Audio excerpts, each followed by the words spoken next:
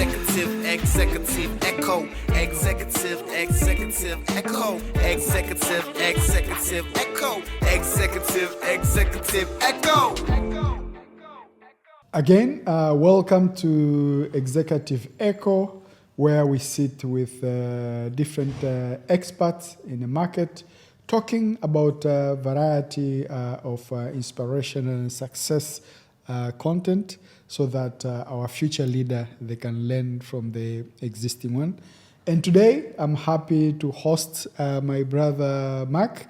Mark, welcome to Executive Echo. I am just scared that you said successful and inspiring. Yes. I doubt whether I'm successful. Okay. You know, Mark's success, even to live, to be here, you have successfully passed all the traffic jam.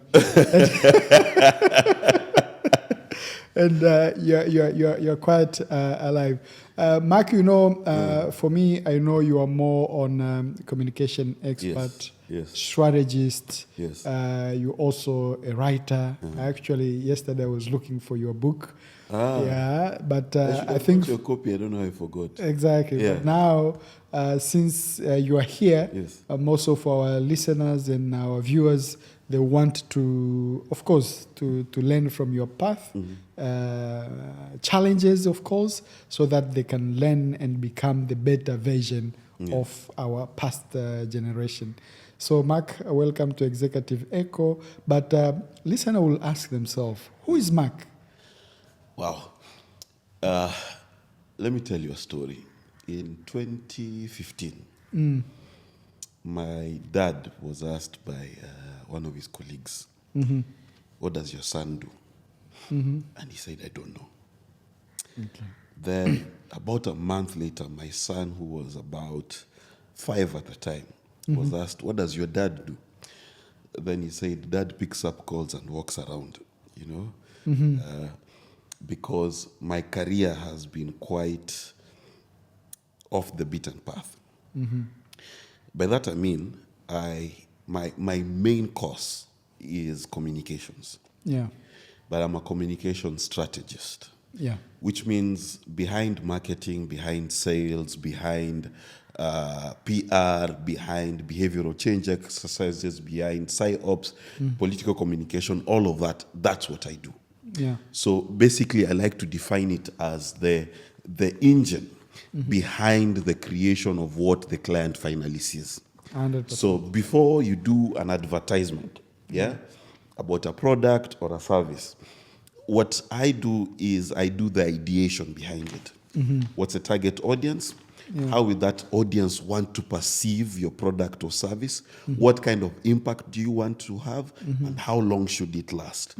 Now, that also goes down to reputation management, crisis communication, political communication, and things like that. So it's difficult to call my career one thing. It's quite difficult. Yeah. But at the same time, I'm a writer, I'm an entrepreneur. I do carpentry on the side. Okay. You know, I like making my own jam and cheese in the house.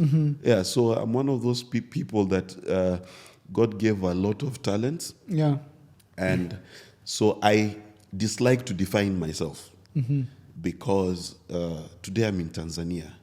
I'm talking to you. We're doing totally different things.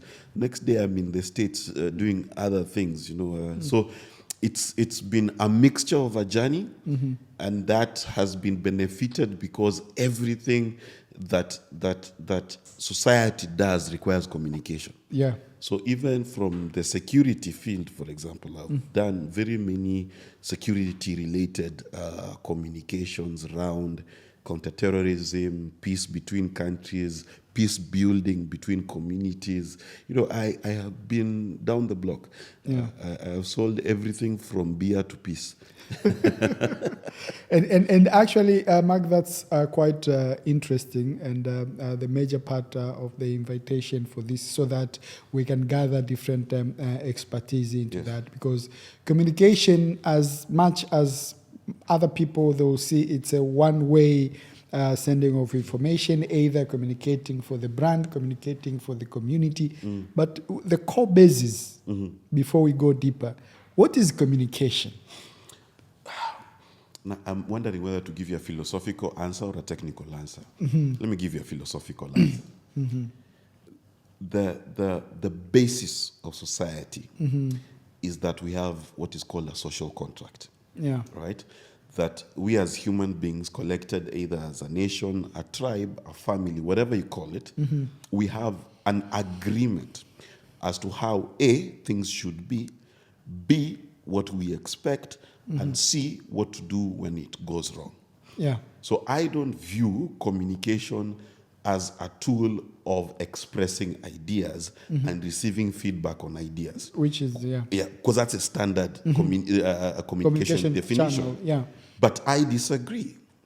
Communication is the basis upon which human beings develop their social contract. Yeah. Right? And when you think about it that way, then communication is the most effective tool in enhancing and changing human society. Yeah. So I don't view communication just as the packaging of ideas in order for people to understand it and give feedback. I use it more as a tool of adjustments to the social contract, the betterment of human society, and the enhancement of understanding and the expansion of the human mind. Yeah. And of course, it goes now when we go back to the corporate in terms of the business. Now also people, they use communication in terms of enhancing and defining the business, which now it's also called marketing, advertising, and everything in between, which we teach people on how to use or how to discover a certain product, which based on now your expertise on the strategy is to understand their current thinking based on that target audience vis-a-vis in terms of how are we going to define it.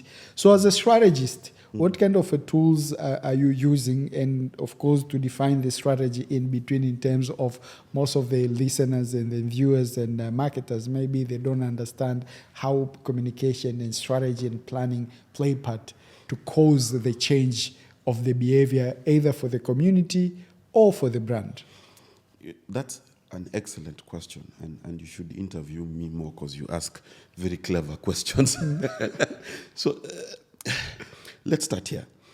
According to the law, a body corporate can be treated as a person. 100%, that's a brand. So for a long time, we've known that when you form a company, according to the law, they are a legal entity that can be considered a person. As a person, that's why you can sue a company. Yes. But for a long time, we have considered companies, either their products or their services. Yeah. Not them as a person, with a character, with a nature, with a desire, with hopes, dreams, and ambitions. So one of the tools that I use, and when I'm dealing with a company, whether old or new, whether they want to change their strategy or they want to improve, I like to go into their character and find the personality and the entity that they are within their body corporate. Who are they? What do they believe in? What do they have for lunch? You know, do the staff get lunch at the office or not? Do they get house allowance or not? What is the culture when they produce this product or offer this service? Is it just purely for the money, or do they enjoy it? Do they love what they do? Are they delving into it? So you take time to first and foremost find their character and their personality within their institution. That becomes very important. Then number two, there's a grid I like to draw. It's very simple. On one side, I ask, what do we say about us? What do people say about us? Yeah. And what would we like people to say about us? The perception part. Right? Because if you do not draw that matrix, so for example, you meet Frank, right? He wears dark glasses, plastic rimmed. He's in a nice T-shirt, nice shoes. So this is a smart, casual fellow. But he's serious, right? You can see he's serious because he shaves in his time. There's no single beard that is missing. That is communication by itself. Yeah. So tomorrow, you want to seem athletic. So you must think about your shoes, you must think about your trousers, you must think about your watch and things like that. That is the nature of how I approach marketing. So that now, we as marketers, as communicators, need to move the corporates from expressing their product to express themselves. Yeah. Because for a long time, they had the monopoly of advertising because we were captive. You are watching your cartoon, you're 10 years old. Halfway through the cartoon, they advertise some chewing gum, and you have no choice than to sit there for 3, 4, 5 minutes to watch. Now, I can skip, I can pay for premium content. So if you want to market, you've got to be part of the content I want to watch. Yeah. And that means you need to become a person. And many people think that companies need to be creative. No, they need to be personable. If I cannot feel the person in you, your creativity does not matter. Yeah, and I think now you have brought a very big point in terms of either the brand, the company, and us as the people in terms of communication, the personality, the fuel of humanity need to be there. So we have been into now, because we want to talk about the future of communication, marketing, advertising, and everything in between in strategy. We have been into the past where we used to only receive communication. Yes. That means, for me, I call it broadcasting era. Yes. Where they are just broadcasting to us and we cannot do anything. Yep. You know, and the media was either, you watch TV, you read newspaper, you listen to the radio, you cannot even comment. Everything is just like that. True. And now we come into the digital era whereby we have multiple communication, whereby we can give back feedback to that communication, which means, of course, with embedded of a digital, whereby either it's a company or it's a brand or it's a person, when you tell me something either on social media, I can reply, I can reject, I can skip, and everything in between. That means it's like a two-way conversation. I will understand you, you'll understand me, you'll manipulate content based on that. Yes. And now the interesting part, which is where we are going, whereby now we have artificial intelligence on top of it. That means there is Mark here communicating, there is a brand trying to communicate with the Mark, and then we have an AI who studied Mark and this, and then also trying to. That means you can even listen to this person on behalf or can curate content. Yes. So how does that disrupt now communication and strategy? Because we even have the future of the virtue of communication. Let's add one more spanner into the works. The attention span of content has moved from a TV show, which used to be 30 minutes. That used to be the shortest time you would watch. That was the shortest show. To now we have shorts on YouTube and reels on Instagram. And these things are between 5 seconds to 1 minute. Yeah, right? 1 minute, done. Yeah, and you look at content, for example, this thing that's very popular with kids called Cocomelon. There was a research that was being done as to why kids are addicted to it. And they said that they have specifically tuned that their show, every scene is less than 5 seconds long.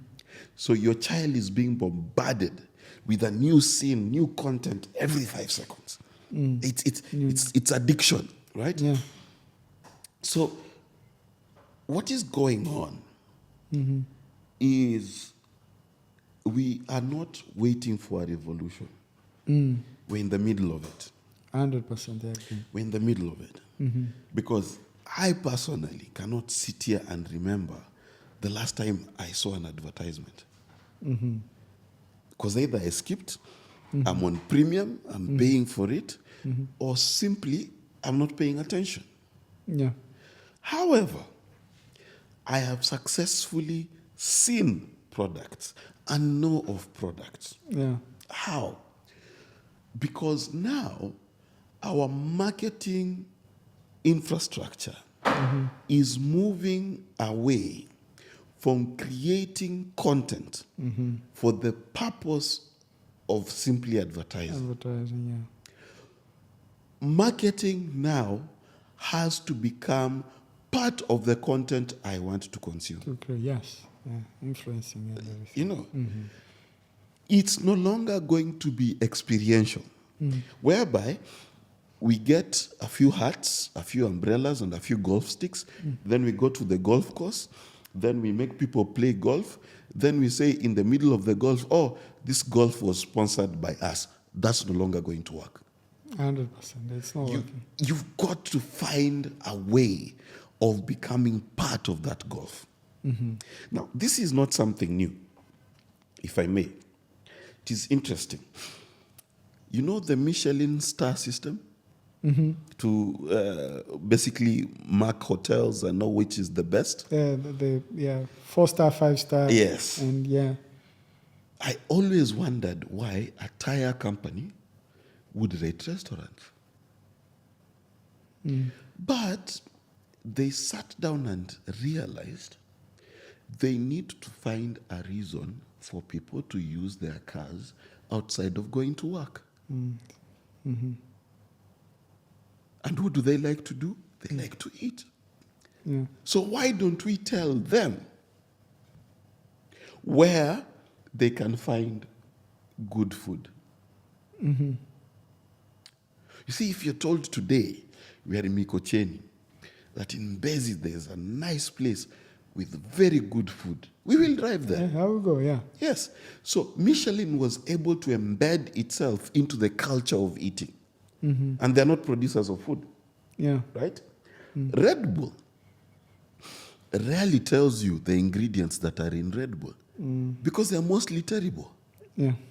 But they'll tell you about skydiving, breaking records, skiing, Imagination. riding mountain bikes. So now brands no longer need to just deliver a quality product, because what is a quality product? Today in the world, everything has competition. From aeroplanes to boats to cars. So you cannot compete in quality. Today you get into a Toyota, and what is the difference between that Toyota and a Mercedes? Honestly. Even the shape, it's the same. Yes. Yeah. So what used to differentiate luxury and the best of products and things like that is slowly diminishing, even in phones. Yeah. Right? Even in phones, you look at your phone, you have an iPhone, someone has a Tecno, a Vivo, the difference is little. The thing that iPhone is selling you is it's selling you that experience. It's part of your lifestyle. It becomes part of you. And that is the future of marketing, whether we like it or not. And that means that as corporates now have to think, instead of coming up at the beginning of the year and saying, oh, this is our advertising budget, it has to be, this is our content budget. I agree. You know, this is what we are doing. Like Land Rover spends a lot of money putting their cars in movies. Yeah. Right? I've seen James Bond. Yeah. And that is a more powerful thing, right? What do you call them?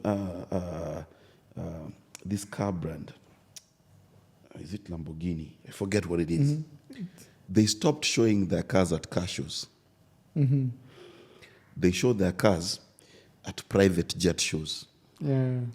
So that now you go and you look at a jet, it's $50 million US. Who is Cheapest $20 million. Yeah. So that a $300,000 car seems like a bargain.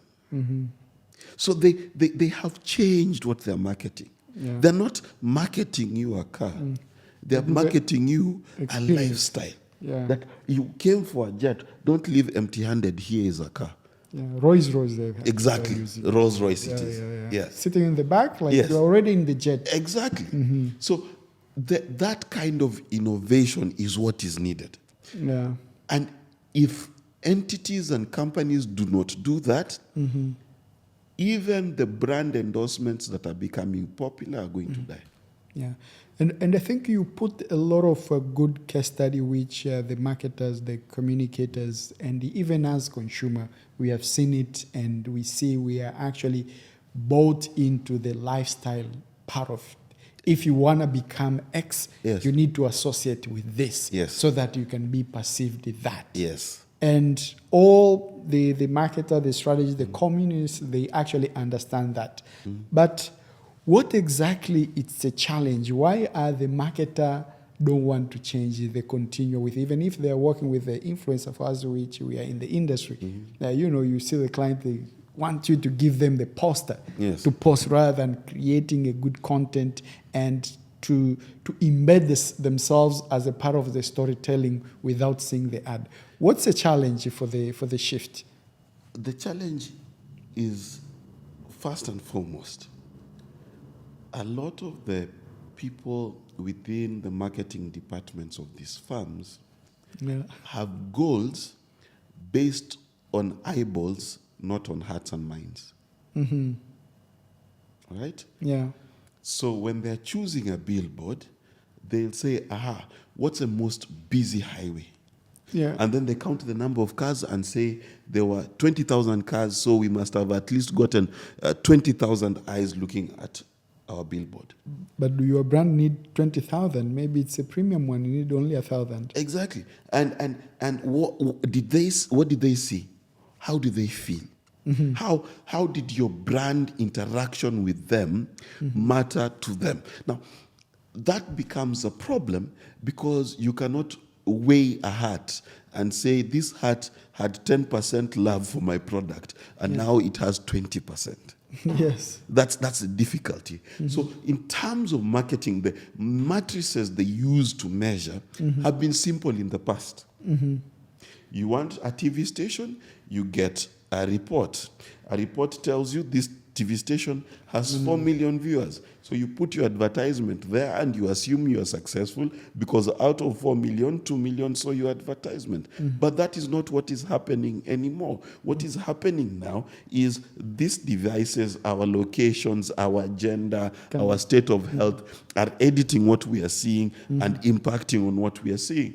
So the problem is the change from that traditional thing to more a content-driven, native marketing kind of philosophy requires a wholesome change in the whole idea of what marketing has been.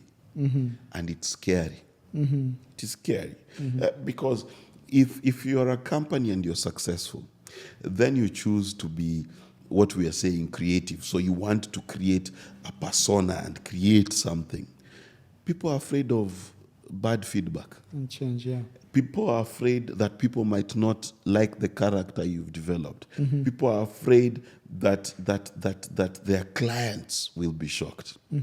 But you see, now that's the problem, because you're afraid and innovation is happening and you'll be left behind. So what really needs to happen is, one, our universities need to change what marketing is. Yeah, I think that's, yeah. And they need to incorporate 2 courses into it: marketing psychology and sociology. Marketers today need to understand the psychology of the market. Yeah. They need to know. It needs to be so critical that if you are going to offer wet wipes, you must know the person who chooses to pick this wet wipe, what statement are they making? Does it mean they like quality? They like strength? They like luxury? They like the softness? They like that it's organic? They like that it's biodegradable? They like it that it's saving the planet? These things are becoming important. Yeah. And they're becoming so critical. So at the end of the day, if we're not going to incorporate the psychology of products, the psychology of brands into the education of marketers, we will miss the point. Yeah, and of course to understand also the target audience. Yes. Of not every communication can reach everyone for them to understand. Depend on that segmentation. Yes. So also into that, what's the challenge of change between the market? Because now I see, the consumer is very ahead Yes. compared to the marketers. There is a marketer and there is an industry. Yes. Even the industry in terms of broadcasting, if I take you back, what is the future for the past broadcasting, like a TV, radio, newspaper? Yes. Because the new marketers, they say like, these things are dying. Yes. While these people, they also say like, we want it to be like that. Yes. What is that ecosystem for it to be balanced? Not someone say like, we are dying. Others say like, we are new school. Yes. But maybe you are new school, but you cannot reach everyone.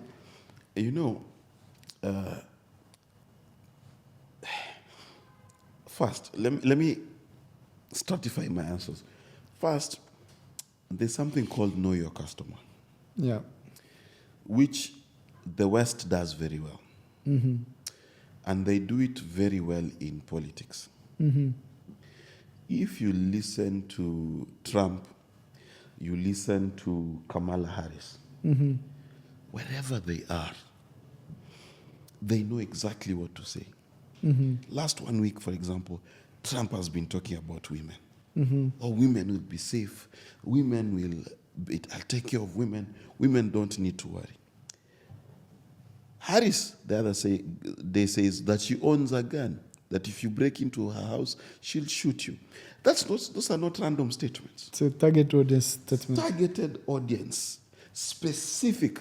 They know this is where I'm suffering and this is who I need to reach. In Africa, we still broadcast. 100% my point, yeah. We throw things everywhere to everyone in every platform.